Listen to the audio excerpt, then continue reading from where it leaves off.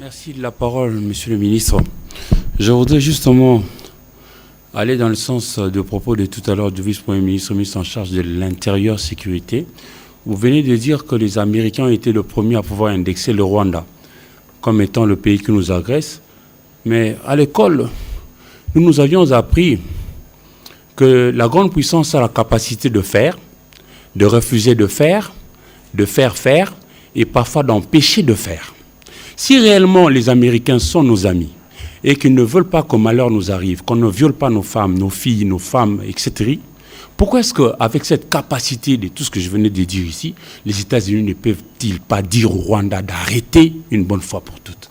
Je voudrais quand même avoir des explications par rapport à ça. Bon, le vice-premier ministre pourra sûrement vous donner d'autres informations, mais regardons-nous bien dans les yeux.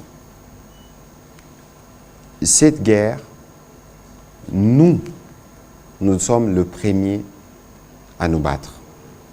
C'est d'abord une guerre congolaise. C'est pour ça que matins et soirs, le président de la République s'active, on fait la montée en puissance de forces armées, on les forme pour que nous puissions répondre aux défis de cette guerre.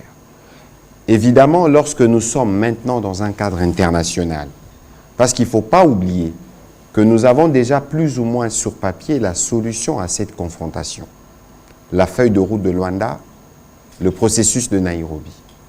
Et que nous butons aujourd'hui au terrorisme du Rwanda. Et je souhaite même plus qu'on parle du M23. Parce qu'en réalité, le M23 n'existe pas. C'est le Rwanda qui existe et qui agit à travers de pantins, qui s'appelle les M23. Vous avez suivi hier un rapport des Nations Unies qui épingle la présence de missiles sol-air sur notre territoire. Et justement, dans les cadres de rapports bilatéraux et des rapports diplomatiques que nous avons avec les autres pays du monde, dans cet ordre-là, ils sont dans l'obligation d'intervenir entre les États pour essayer de trouver une solution. C'est la piste diplomatique et la diplomatie prend son temps. Je rappelle que les Américains ont déjà pris des sanctions contre le Rwanda qui, de notre point de vue, ne sont pas suffisantes parce que les massacres se perpétuent, le mauvais comportement continue. Moi qui vous parle, il y a encore quelques semaines, j'étais à Washington dans le cadre des mêmes discussions que nous avions où nous pensons que les Américains doivent utiliser des leviers plus forts sur Kagame pour nous permettre, par exemple, de leur éviter de faire des dépenses sur les camps des déplacés pour nos populations déplacées en attaquant le mal à la source. Parce que pour nos populations déplacées, la solution, c'est de les ramener dans leur territoire d'origine, mais ce n'est pas de trouver des solutions conjoncturelles là où ils se trouvent. Et nous sommes dans ces dialogues avec le gouvernement américain. Vous avez vu récemment, il y a eu la chef de la communauté des renseignements qui est un point important dans l'organisation de l'administration américaine, qui est venue rencontrer les présidents à ces propos. Nous avons des discussions qui sont très tendues parce que nous portons exactement comme vous la voix qui est la nôtre. Et le fait que des Congolais se soient exprimés dans la suite de ce que nous faisons rencontre cette volonté de faire des pressions. Mais ceci ne justifie pas des cas de violence sur eux. Et donc, nous continuerons à user de nos leviers dans les cas de rapports qui sont les nôtres pour amener la paix. Mais il faut considérer ici que c'est d'abord notre guerre à nous et que chaque Congolais doit faire pour nous assurer que nous-mêmes, nous avons pris notre question à bras-le-corps parce que nous pourrons véritablement, tel que vous voyez les choses s'est passées, que compter d'abord sur nous-mêmes. VPM? Oui, je pense que vous avez tout dit. Je voudrais tout simplement insister et soutenir ce que vous venez de dire, qu'à ce jour, le Rwanda fait l'objet de certaines sanctions américaines.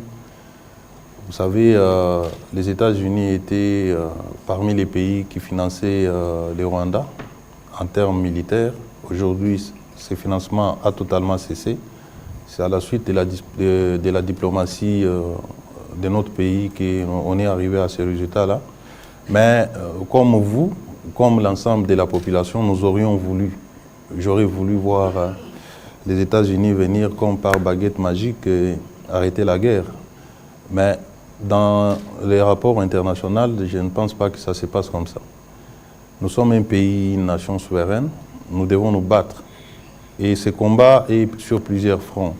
Nous nous battons sur les fronts militaires, mais également sur les fronts diplomatiques. Sur les fronts diplomatiques, c'est là que nous demandons l'intervention non seulement des États-Unis, mais de la communauté internationale dans son ensemble pour que cette agression soit sévèrement condamnée.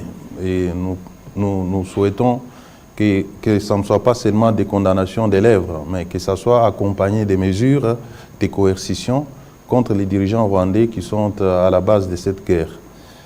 Pour le reste, comme je l'ai dit, comme nation, nous devons serrer nos ceintures pour défendre notre pays. Voilà, on va prendre la question de Jacques Moulouba.